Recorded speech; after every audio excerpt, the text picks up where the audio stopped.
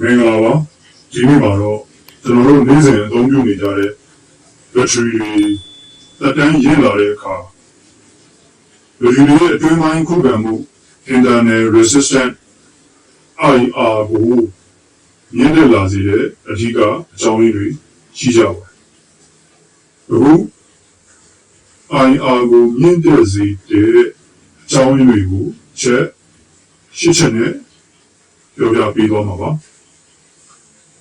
နံပါတ်1ချက်က lead acid battery မှာအဖြစ်များတဲ့ပြဿနာတွေ K acid battery မှာအဖြစ်များဆုံးက sulfation လို့ခေါ်တဲ့ခဲကျိုးတဲ့ခြင်းပါပဲ battery တွေကခဲဓာတ်တွေပေါ်မှာ lead sulfate PbSO4 ဆိုတဲ့ပုံစံတွေစုပုံလာတဲ့အခါဓာတ်ပြုနိုင်တဲ့ area တွေရောက်နေသွားပြီးဓာတုဓာတ်ပြုမှုကိုနှောင့်နှေးစေပါတယ်ဒါကဒီစစ်အာယုံအမုံတွေကိုအာယုံအမုံတွေရဲ့စီးဆင်းမှုကိုပိတ်ဆို့လိုက်လို့ဖြစ်သွားတာကြောင့်ဒီကူးနိုင်စွမ်းကျဆင်းပြီး internal resistance ကိုတိတိကျကျမြင့်တက်လာစေခြင်းပဲဖြစ်ပါတယ်ဒီပုံမှာဆိုရင်ဒီအပေါ်ဆုံးမှာဒီ normal plate နဲ့ sulfated plate တွေကိုအခုရှင်းပြထားပါတယ် normal plate မှာဆိုရင်ဒီပုံမှန်တိုင်းပဲခဲကြိုးတွေမရှိဘူး sulfated plate မှာဆိုရင်ပုံမှန်ခဲပြားပေါ်မှာခဲကြိုးတွေဖြူနစ်တွေအမုံတွေကပ်နေတာကိုတွေ့ရမှာပါbattery တွေမှာဖြစ်တယ်ဆိုရင် AGM ဆိုတဲ့ absorb glass mat မျိုးစားတွေ gel battery မျိုးစားတွေနောက် acid ပါတဲ့ flathead မျိုးစားတွေဒီမျိုးစားတွေမှာဒီ plate တွေပေါ်မှာကပ်ညီနေတဲ့ခဲကြိုးတွေကိုပုံနဲ့ပြပေးထားတာဖြစ်ပါတယ်နံပါတ်2အချက်ကတော့ electrolyte လို့ခေါ်တဲ့ electrolyte အရည်တွေရောနေတော့တာသို့မဟုတ်အရည်သွေးတွေယိုရင်းလာတော့ပါ electrolyte အရည်တွေငွေ့ပြန်တာဒါမှမဟုတ်ယိုစိမ့်တာတွေကြောင့်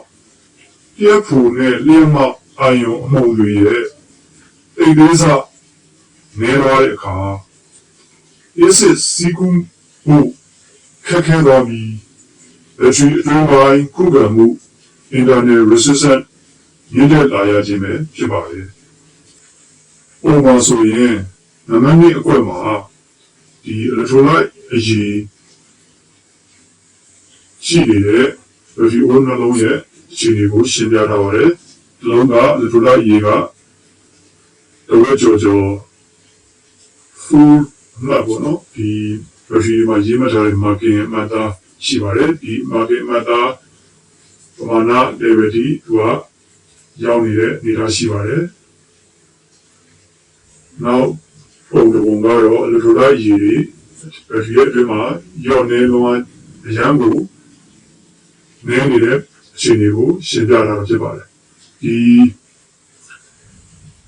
နံပါတ်2အချက်ကတော့လျှက်လက်ရည်ရဲ့အာနိသင်တွေရောနေတယ်ဆိုတာက lead acid K acid battery မျိုးစားအားလုံးမှာဖြစ်တာဖြစ်ပါတယ်နံပါတ်3အချက်က battery ရဲ့အတွင်းပိုင်းက K သတ္တုစက် grade အကွက်တွေဆွေးမြေ့လာတာကလည်းအဓိကအချက်တစ်ခုပါဒီအကွက်တွေကဆွေးလာရင်acid စီးကူးနိုင်စွမ်းကျဆင်းသွားပြီးဒီဆောက်ပုံကြက်ခိုင်မှုတွေပါအားနည်းသွားရပါတယ်။ရတဲ့အနေနဲ့က acid စီးဆင်းနိုင်စွမ်း current carrying capacity လို့ခေါ်တဲ့ဒီ acid စီးဆင်းနိုင်စွမ်းပေါ့နည်းသွားတယ်။နည်းသွားပြီးတော့ခုခံမှု internal resistance တွေကိုပုံမှန်မြင်မာလာစေတာဖြစ်ပါတယ်။ပုံမှန်ဆိုရင်နံပါတ်3အကွက်မှာဒီ grade နှစ်ခုကိုရှင်းပြထားပါတယ်။တစ်ခုက grade အတစ် အခြေအနေပါသူကပုံမှန်အခြေအနေကိုပြနေပါတယ်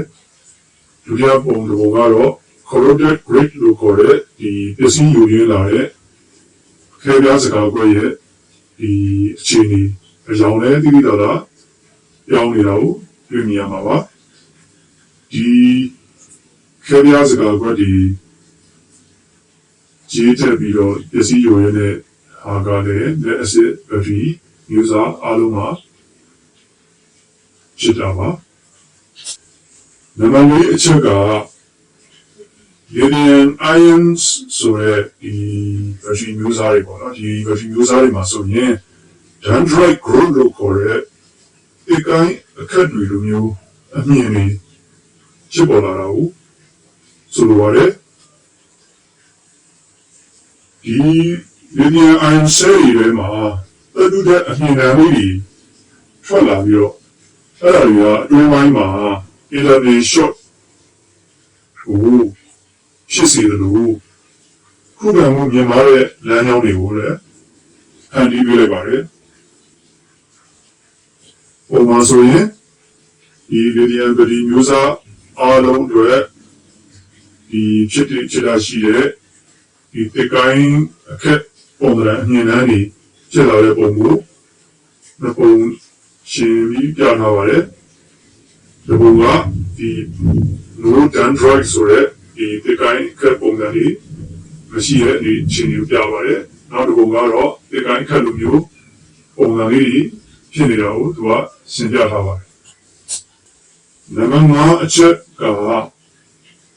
battery မျိုးစားအားလုံးမှာဖြစ်တတ်တဲ့ acid material degradation လို့ခေါ်တဲ့ဓာတ်ဓာတ်ပစ္စည်းတွေပျက်စီးခြင်းဖြစ်ပါတယ်။ဒါလည်းအရေးကြီးပါတယ်။ဒီ electrode ဆိုတဲ့ဒီ battery တွေနဲ့ကအပေါ်မှာအလွှာတွေပေါ့နော်ဒီအလွှာတွေကသူ့ပေါ်မှာတုံ့ပြန်ထားတဲ့ဓာတ်ဓာတ်ပစ္စည်းတွေကွာကြတာဒါမှမဟုတ်ဆွေးမြေ့ပျက်စီးသွားတာကြောင့်မလို့စွမ်းရည်ကိုတော်တော်နိုင်စွာ capacity ကျသွားတယ်လို့ဓာတ်ပြုနိုင်တဲ့နေရာတွေလည်းနေပါသွားတာကြောင့်မလို့ internal resistance ကိုမြင့်တက်လာစေပါတယ်။ပုံမှန်ဆိုရင်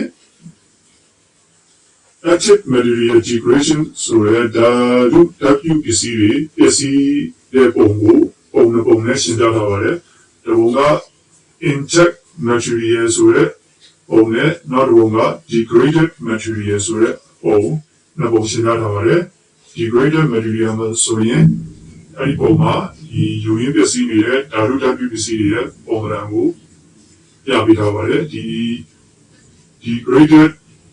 acid material degradation ဆိုတဲ့ဒီဓာတ်ပစ္စည်းတွေပစ္စည်းတာကဘယ်ဒီမျိုးစားအားလုံးမှာ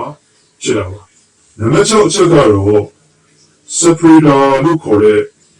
အဖိုနဲ့အမ electrode တွေရဲ့ကြားမှာခံထားတဲ့အလွှာလေးပျက်စီးတာပါဒီအလွှာလေးကရုပ်ပိုင်းဆိုင်ရာအရပျက်စီးတာပိတ်ဆို့တာဒါမှမဟုတ်ကျုံသွားတာမျိုးဖြစ်ရင်ဖိုနဲ့အမ electrode တွေချင်းကြားမှာဒီအာယွန်အမုံလေးတွေစီးဆင်းမှုကိုဟန်တာဖြစ်စေပါတယ်ဒါဟာအာယုံအမုံတွေရဲ့လှုပ်ရှားမှုကိုကန့်သတ်နိုင်တယ်လို့ဖြစ်သွားတာကြောင့် ionic resistance ကိုပုံမညီမလာစေရပါပုံမှာဆိုရင်နံပါတ်6အကွက်မှာဒီ separator လေးရဲ့ပုံကိုလည်းမြင်ရမှာပါဒီပုံနဲ့မှ electrode ကြားကခံရတဲ့အရေးကြီးတဲ့ဂျာကန် separator အလွှာလေးပဲဖြစ်ပါတယ်ဒီအလွှာလေးကိုကောင်းတဲ့ separator နဲ့ဒီပစ္စည်းယူရင်းမှုဖြစ်နေတဲ့ separator နှစ်ခုကိုရှင်းပြထားပါတယ် good separator ဆိုတဲ့ဒီ separator နဲ့ damage separator ဆိုတဲ့ separator နှစ်ခုကိုသူကကာလာနဲ့ကွဲပါတယ် separator ကောင်းနေတဲ့အခြေအနေနဲ့ပစ္စည်းယူရင်းနေတဲ့အခြေအနေကိုရှင်းပြပေးထားပါတယ်ဒီဂျာကန် separator လေးပစ္စည်းတာကလည်း battery မျိုးစားအားလုံးမှာဖြစ်တာဖြစ်ပါတယ်။နံပါတ်9အချက်ကတော့ battery ကိုထားရှိတဲ့ပတ်ဝန်းကျင်အပူချိန်မြင့်မားတာကလည်း internal resistance ကိုတိုက်ရိုက်သက်ရောက်မှုရှိပါတယ်။ အပူချိန်များလွန်းတဲ့နေရာတွေမှာကြာရှည်ဘက်ထရီကိုထားပြီးရင်ဘက်ထရီရဲ့တက်တန်းရင့်ခြင်းအေးခြင်းဖြစ်စဉ်ကိုပုံမှန်မြန်ဆန်စေပြီးတော့ဒီဘက်ထရီရဲ့အတွင်းပိုင်းမှာရှိတဲ့ဒီ chemical ဓာတုအရည်တွေ drop on တွေမြန်စွာယူရင်းပစ္စည်းလာမှုနဲ့အတူဒီ internet resistance ကိုလည်းမြန်တက်လာစေပါတယ်။ပုံမှန်ဆိုရင် normal temperature နဲ့ high temperature အခြေအနေနှစ်ခုရှင်းပြထားပါတယ်။ဒီအပူချိန်ရောက်ခံရတဲ့အခြေအနေကလည်းဒီမျိုးစားအားလုံးမှာဖြစ်တာဖြစ်ပါတယ်။နောက်ဆုံးနံပါတ် 8 အချက်ကတော့ကျွန်တော်တို့ရဲ့အသုံးပြုအလေးထားဖြစ်တဲ့ဘက်ထရီတွေကို overcharge အားလွန်ကျွံသွင်းတာဒါမှမဟုတ် deep discharge ဆိုတဲ့အားလုံးဝကုန်တဲ့အထိသုံးတာဖြစ်ပါတယ်။ဘက်ထရီအားကိုလိုရာထက်ပိုသွင်းတာဒါမှမဟုတ်အားကုန်တဲ့အထိခဏသုံးတာတွေကဘက်ထရီကိုပြင်းထန်တဲ့ PR stress ကိုဖြစ်စေပါတယ်။ဒီခါမှာဘက်ထရီအတွင်းပိုင်းဓာတုဗေဒနဲ့ဒီစောက်ပုံပစ္စည်းမှုတွေဖြစ်ပေါ်လာပြီးတော့ပြန်ပြင်လို့မရနိုင်တော့တဲ့ internal resistance ညှိတဲ့မှုကိုဖြစ်စေပါတယ်။ပုံမှန်ဆိုရင် normal cycle နဲ့ဒီဘက်ထရီလုံးကိုပုံမှန်အားသွင်းအားထုတ်နေတဲ့ပုံစံနဲ့ရန်ကိုအလွန်ကျွံအသုံးပြုတဲ့အားလွန်ကျွံသွင်းတာအားကုန်တဲ့အထိလွန်ကျွံထုတ်သုံးတာစတဲ့ပုံစံမျိုးကိုရှင်းပြီးတော့ line graph ပုံစံလေးနဲ့သူရှင်းပြထားပါတယ်ဒီလိုဖြစ်စဉ်ကလည်းပဲဘက်ထရီမျိုးစားအားလုံးမှာဖြစ်တာဖြစ်ပါတယ်နိချုံအနေနဲ့ခြုံပြီးပြောရရင်တော့ဘက်ထရီရဲ့အတွင်းပိုင်းခုခံမှု internal resistance မြင့်မားလာတာပါဘက်ထရီရဲ့စွမ်းဆောင်ရည်ကျဆင်းတာဘက်ထရီကိုအသုံးပြုနိုင်တဲ့ runtime အချိန်နည်းသွားတာနဲ့ဘက်ထရီရဲ့တက်တန်းကိုတိုးတောင်းမှုတွေကိုဖြစ်စေပါတယ်။ဒါကြောင့်ဘက်ထရီတက်တန်းရှည်ကြဖို့အတွက်မှန်ကန်တဲ့အားသွင်းမှုအလေးထားတွေရှိဖို့နဲ့ပုံမှန်ပြုပြင်ထိန်းသိမ်းမှုတွေလုပ်ပြီးဖို့ကအင်မတန်ကိုရေးကြည့်ပါတယ်။မိတ်ဆွေတို့တွေလက်ရှိအသုံးပြုနေကြတဲ့ဘက်ထရီမှာလည်း internal resistance မီလီအုံးပမာဏဘလောက်ပတိမြင့်တဲ့နေပြီလဲဆိုတာတိတိကျကျသိနိုင်ဖို့အတွက်တရုတ်နိုင်ငံထုတ် Fania C HRM 10တို့ internal resistance တိုင်းတာတဲ့မီတာတွေကိုအသုံးပြုပြီးတော့စစ်ဆေးကြည့်နေပါတယ်ပုံမှန်အားဖြင့် internal resistance တမို့တိတိကျကျတက်လာပြီဆိုရင်အဲ့လိုဘက်ထရီတွေကသုံးစွဲဖို့မသင့်တော်တော့တဲ့ end of life ခြေနေကိုရောက်ရှိနေပြီပဲဖြစ်ပါတယ်ကျေးဇူးတင်ပါတယ်